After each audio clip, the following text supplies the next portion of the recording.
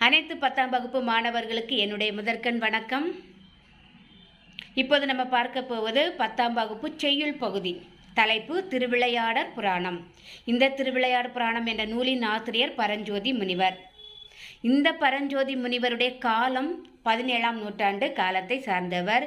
இவர் ஒரு சிறந்த சிவபக்தி உடையவர். யாரு? நம்ம பரஞ்சோதி முனிவர்.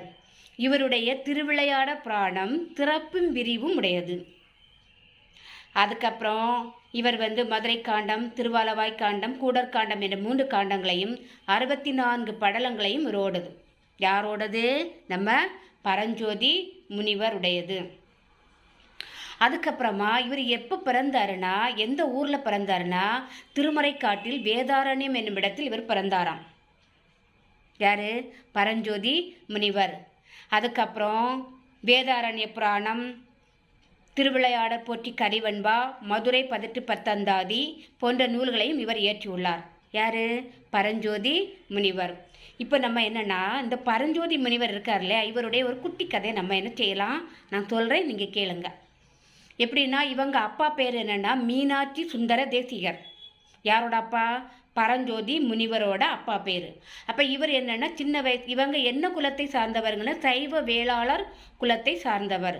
அப்போ இவர் என்ன செய்வார்னா, சின்ன வயசுல இருந்தே இவங்க அப்பா இந்த பையனுக்கு, அதாவது பரஞ்சோதி முனிவருக்கு என்ன செய்வாங்கன்னா, சைவ சித்தாந்த கருத்துக்களை நிறைய கதைகளை எடுத்து எடுத்து சொல்லி கொடுப்பாராம். யாரு?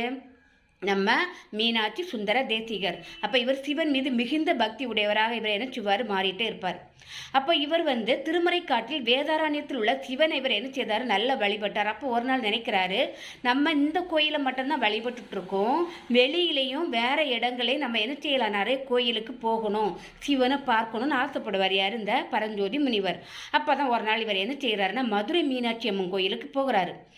அங்கே போய் என்ன செய்கிறாருன்னா, மண்டபத்தில் தங்குறாரு. தங்கும்போது தூங்கிட்டு இருக்கும்போது திடீரென மீனாட்சி அம்மன் என்ன செய்வாங்கன்னா, கனவுல தோன்றி, நீ சிவனின் திருவிளையாடல்களை பாடி தமிழில், அழகான தமிழில் நீ என்ன செய்யணும், பாட வேண்டும் சொல்லிக்கிட்டு அம்மா என்ன செய்திருவாங்க, மறைஞ்சிருவாங்க மீனாட்சி தாய்.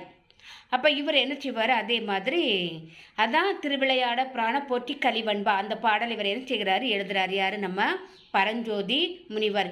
இவர் என்னன்னா சிவரிக மீது மிகுந்த பக்தி உடையவராக அவர் என்ன செய்கிறாரு, மாறிட்டே இருப்பார். இவருக்கு ஏன் அப்படின்னா, நம்ம எல்லாருமே சின்ன வயசில் தொட்டில் பழக்கம் சுடுகாடு வரைக்கும் சொல்லுவாங்க. நம்ம சின்ன வயசில் என்ன கற்றுக்கொள்கிறோமோ அதுதான் வளர வளர நம்ம என்ன செய்கிறோம், நல்ல விஷயங்களை நம்ம கற்றுக்கொண்டு வருவோம். அதாவது கெட்ட விஷயங்களை கற்றுக்கொண்டு அதை தான் நம்ம என்ன செய்வோம், வளரும் போதும் செய்வோம். அதே